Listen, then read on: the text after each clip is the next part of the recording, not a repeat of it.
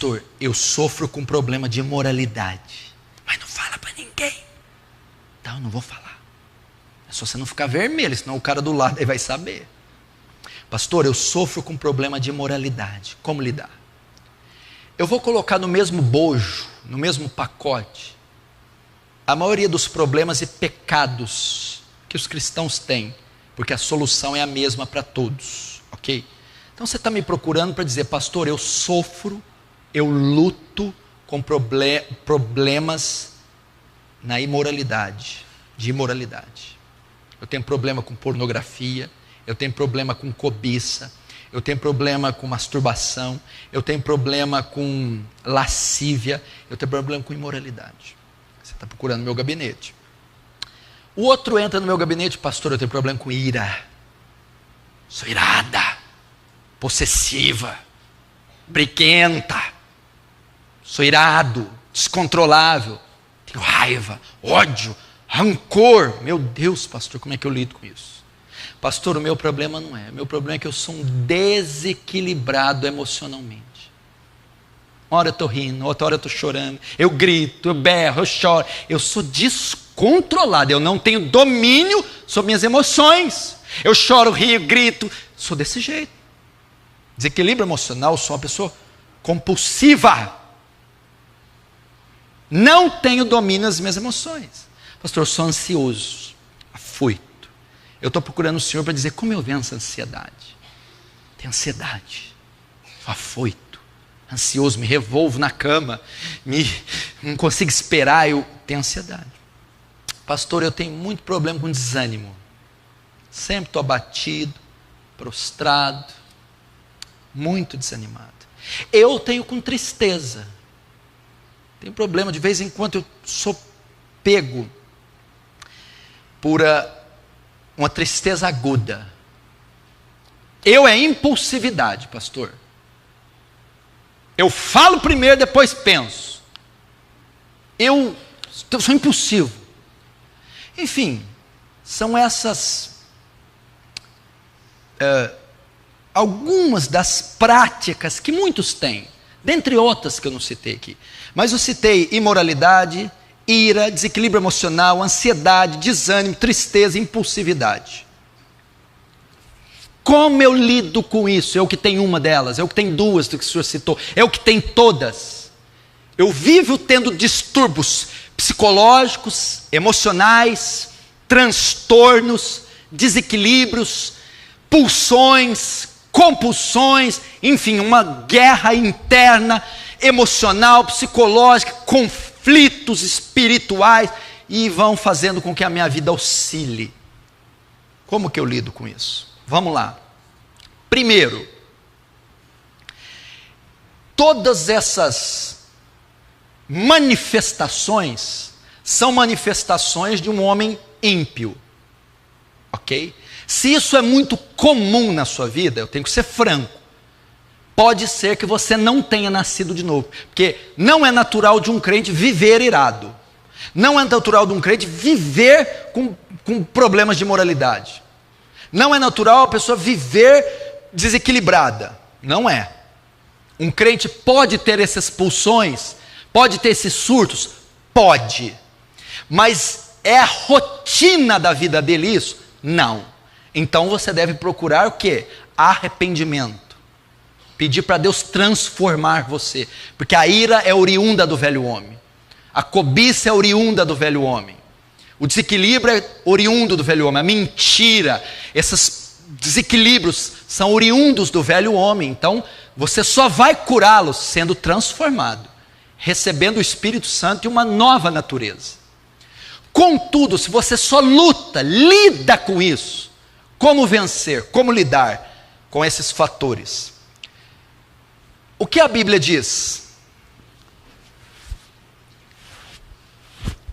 Até sentado eu transpiro.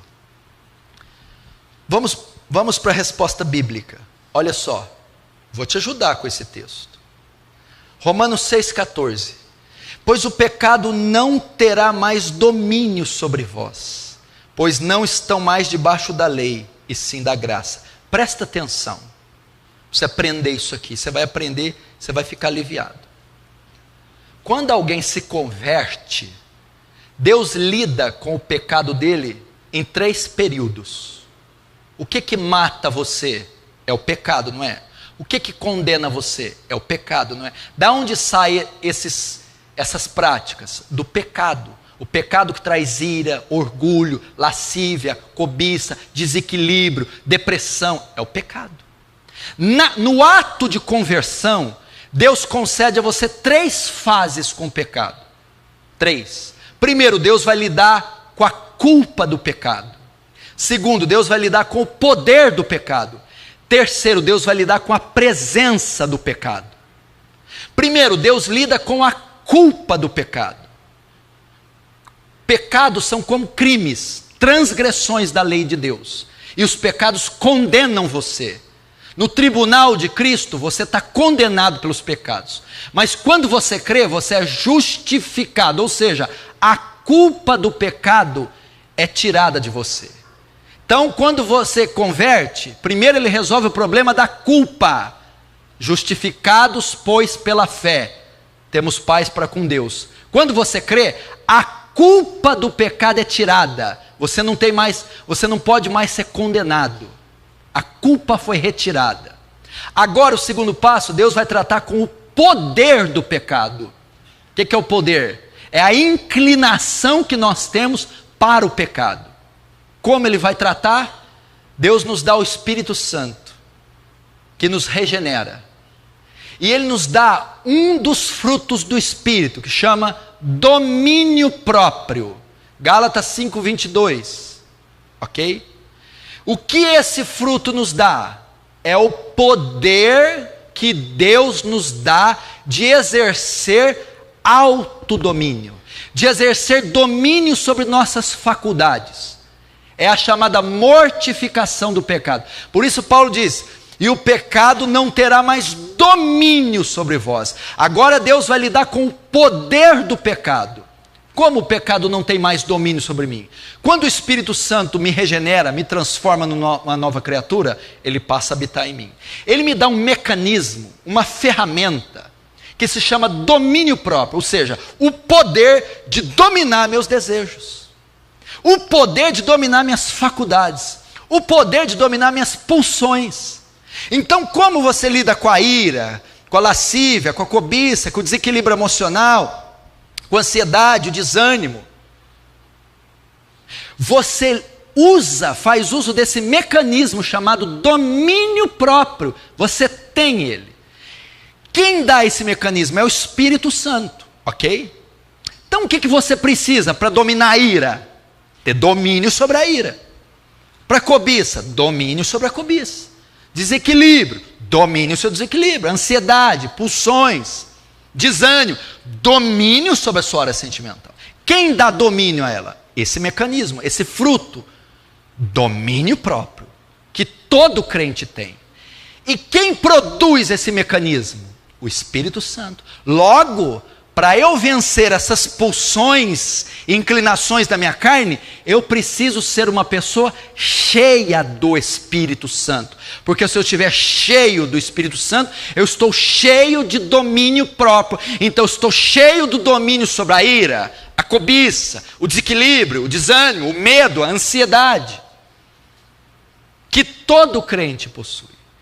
Agora, por que você, mesmo sendo crente, está se deixando levar por esses pecados? Porque você não está fazendo uso do domínio próprio. Porque você não está estimulando o Espírito Santo. O Espírito Santo está sendo extinto em você. Não apagueis o Espírito. Paulo diz isso, não extingueis. O que é isso? A ação mortificadora da carne que o Espírito Santo produz. E como então eu fortaleço, como eu faço o Espírito Santo ativar esse mecanismo? Usando os meios da graça.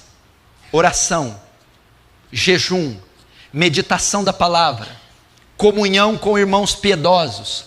Isso tudo vai fazer com que o Espírito Santo ative o domínio próprio. Ou seja, uma vida intensa com Deus, de consagração, os meios da graça, leitura, meditação, memorização da Escritura, oração, jejum, pedir para que o Espírito Santo me encha e pedir para que o Espírito Santo me faça exercer domínio sobre os meus desejos. Por quê? Porque tem uma promessa sobre você. Este pecado não terá mais domínio sobre você. Não pode te dominar. Deus, quando você creu, Ele lidou com a culpa do pecado. Ele tirou, você não pode ser mais condenado. Mas agora Ele lida com o poder do pecado. O pecado não pode falar mais alto em você. É só você usar o domínio próprio. Agora, pastor, eu sempre vou ter que lutar com isso? Sim, sempre. É normal eu lutar? É. Lutar é pecado? Não. Ser tentado é pecado? Não. Ter os desejos é pecado? Não, não é. Por quê? Gálatas 5, 22, 23. Mas o fruto do Espírito... Não. Gálatas 5, 17. Porque a carne milita contra o Espírito, e o Espírito milita contra a carne. E estes opõem-se um ao outro, para que não façais o que quereis. O que Paulo está dizendo aqui? Existe uma batalha dentro de você, entre a carne e o Espírito. E esses ficam lutando entre si o tempo todo. É assim. A vida cristã é essa. É a carne que quer pecar, quer se inclinar. A carne quer mentir, quer se irar, quer cobiçar, quer se invejar, quer se fofocar, quer se... Sabe? A carne. E o Espírito não, quer restringir, resistir, sufocar, asfixiar. O Espírito quer perdoar, quer amar, se santificar, orar, buscar. E eles ficam neste conflito.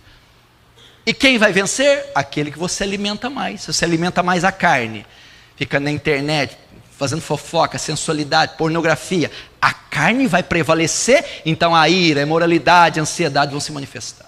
Se você alimenta o Espírito, santificação, separação, leitura, oração, meditação, o Espírito vai triunfar sobre a carne, logo a ira, as pulsões serão mortificadas. Você exercerá domínio sobre elas, porque você tem o domínio próprio.